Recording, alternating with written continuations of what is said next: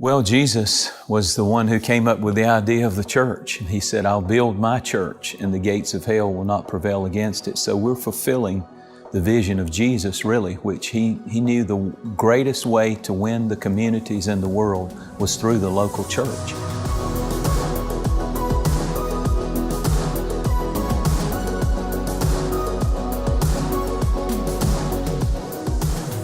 The reason that we began to go with a multi-campus vision, the biblical pattern is when Jesus told Peter to throw the nets on the other side, and it wasn't a very far distance from one side to the other, but when he threw them on the other side, the nets that were empty in one area, very geographically close, filled up in the other area. And then the amazing thing that happened is he called for other ships. When their ships started getting too heavy with too many fish and harvest, they called other ships, the Bible said, to come help with the harvest. And that's what we're doing with the multi-campus, is getting other ships. We keep launching ships into new directions, into new waters to catch the fish, the souls, and bring them in. And so that's the dream. And I tell you, it all started with Orange County. It was our first extended campus, and today quite frankly, that's a mega church there. It's thousands of people every Sunday that assemble on that campus. And then from there we went with Gwinnett, and want to give a shout out to Gwinnett because after 2 years of just really growing and reaching hundreds and hundreds of people there in every service, they launched and sent about 250 of the people from Gwinnett to start the Buford Church, which is our first time going into a high school. Very economical decision, and it's working beautifully.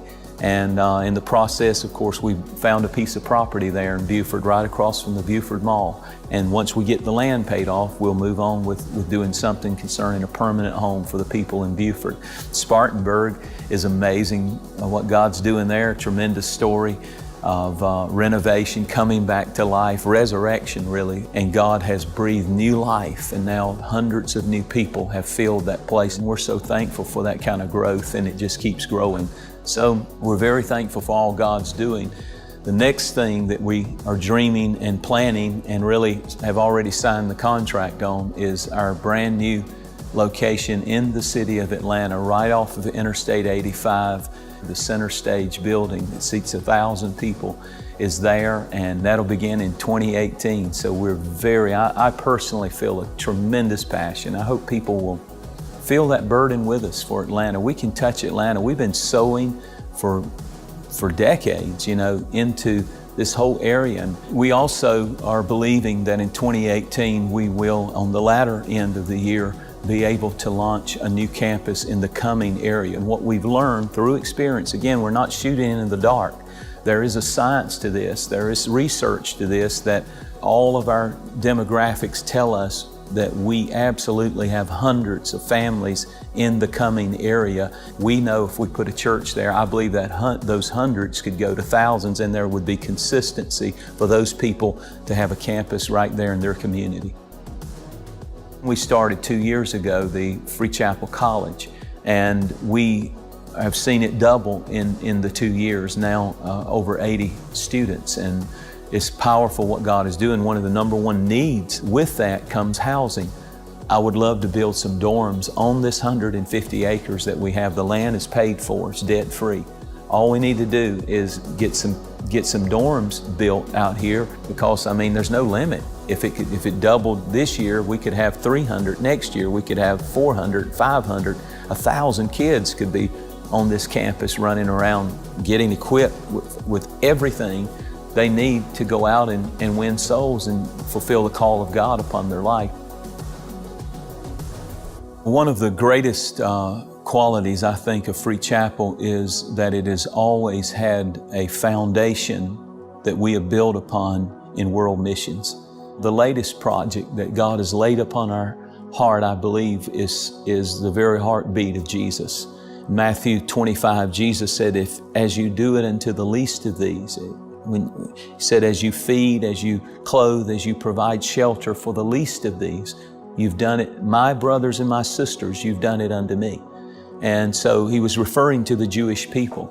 Well, now the new dream is to partner with a man, a great missionary to the nation of Israel. His name is Dr. Mike Evans. He has an organization called Friends of Zion, very respected group. The Prime Minister of Israel came to him and said, I have a special request. We have 50,000 Holocaust survivors that need housing, that need food and clothes. We need your help in helping provide for these people a home. And so when Mike shared that with me, I said, we'll partner with you. And so it's a very expensive project, hundreds and hundreds of thousands of dollars that is going to cost, maybe even more probably when it's all said and done. But to know that these people that are senior citizens in their last years of their life, 50,000 of them, and we're going to take some of them in this new facility right in the heart of Jerusalem and clothe them and feed them and shelter them. Genesis 12 said God will bless those that bless Israel, and He'll curse those that curse them. I want to be on the blessing side of that, and I know our church will be blessed for having seed in the nation of Israel. The beautiful thing about a ministry like ours at the point where we are at this particular time that has taken us decades to get is there are more opportunities coming at us. And the way we decide many times yes or no to touching many, many people is, do we have the resources? How shall they go if they're not sent? And thank God for the goers, but thank God even more for the senders. Because nobody's going to go preach the gospel on the internet, TV, campuses. It's not going to happen unless the senders hear and say, God, I will give above and beyond. This is what I live for. This is who I am. This is what our family is about. We are a part of the church, and we give to our church, and we're not embarrassed or ashamed of that, and we give sacrificially. I'm going to tell you, one day when we get to heaven, and we see the massive army of souls, the millions of people that Free Chapel has reached, I believe it's going to shock us all. And we can all say, I was there and I had a part in reaping those souls for Jesus Christ.